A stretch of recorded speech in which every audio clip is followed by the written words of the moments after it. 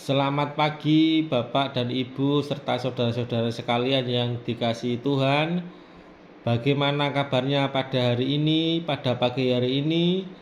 Bertemu kembali pada renungan kita pada pagi hari ini, Jumat 15 Oktober 2021. Pada renungan kita pada pagi hari ini kita ambil dari Yesaya 47 ayat 1 sampai 9. Tetapi sebelum kita memasuki renungan kita pada hari ini, marilah kita menyiapkan hati dan pikiran kita dengan berdoa. Marilah kita berdoa. Puji syukur Tuhan kehadirat-Mu. Pada malam hari ini kami semua sudah beristirahat dan dapat bangun pada pagi hari ini dalam keadaan sehat kembali, dan kami semua dapat beristirahat dengan tenang. Tuhan, sebentar kami akan merenungkan firman-Mu yang singkat ini. Urapi hati kami, pikiran kami, sehingga kami dapat memahami, melaksanakan, dan mengerti semua firman-Mu ini Tuhan. Bimbinglah kami ya Tuhan dalam kehidupan kami sehari-hari. Terima kasih Tuhan. Haleluya. Amin. Renungan kita pada hari ini kita ambil dari Yesaya 47 ayat 1 sampai 9. Dan sebagai ayat nasnya kita ambil ayat yang ke-6 yang demikian. Aku tadinya murka terhadap umatku, menajiskan milik pusakaku dan menyerahkannya ke dalam tanganmu. Dan engkau tidak menaruh belas kasihan kepada mereka, bahkan sangat memberatkan kukmu kepada orang yang tua. Bapak dan Ibu serta saudara-saudara sekalian, renungan kita pada pagi hari ini kita beri judul salah faham atau gagal faham. Tampaknya ada kekeliruan besar pada Babel ketika Israel dan Yehuda diserahkan kepadanya. Dianggapnya suatu hak penuh untuk bisa diperlakukan sekehendak hati. Sebab ternyata Tuhan punya rencana sendiri. Tuhan memang sesaat murka kepada umatnya, sehingga harus menyerahkan umat kesayangannya kepada bangsa lain, adalah Babel saat itu. Tuhan sendiri yang punya kewenangan terhadap umatnya, bukanlah Babel. Bapak, Ibu, serta saudara-saudara sekalian, di dalam kehidupan sehari-hari kita mengenal istilah nimbrung atau berkumpul bersama, atau dalam istilah harian cangkruk, seakan sudah menjadi budaya dan kebiasaan dalam perkumpulan. Membicarakan orang atau mempergunjingkan orang lain hingga ikut menghakimi jadi wahana yang asik saat berkumpul, atau dalam istilahnya rasan-rasan.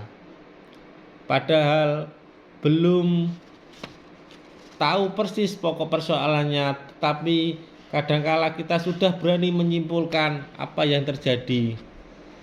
Jika itu yang terjadi, mulailah berhenti mulai sekarang. Stop nimbrung, stop rasan-rasan jika tidak tahu persoalan yang sesungguhnya. Hati-hati, bisa jadi persoalan itu berbalik kepada kita sendiri. Kesaksian kitab Yesaya kali ini memberi pelajaran bagi kita semua. Babel akan menerima konsekuensi dari Tuhan karena ia sudah berani ikut campur urusan orang lain tanpa mengetahui persoalan yang sebenarnya terjadi.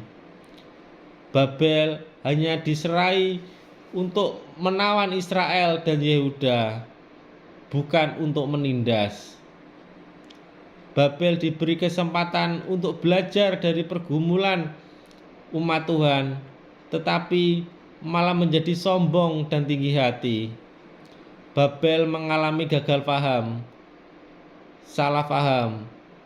Ada kesan Babel ikut campur urusan Tuhan dengan umatnya. Babel memperlakukan umat Tuhan dengan sewenang-wenangnya seperti Tuhan. Sesungguhnya menjadi kesempatan yang baik bagi Babel bila tidak gagal paham. Babel bisa hidup bersama dan belajar bersama umat Tuhan yang tengah prihatin. Sekurang-kurangnya dapat mengantisipasi diri. Biarlah pengalaman Babel menjadi peringatan bagi kita semua.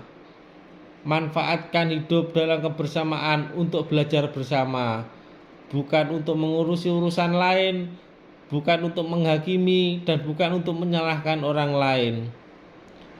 Jangan ikut-ikutan urusan orang lain yang belum tentu kita sadar, kita tahu bahwa urusan orang adalah hak masing-masing orang.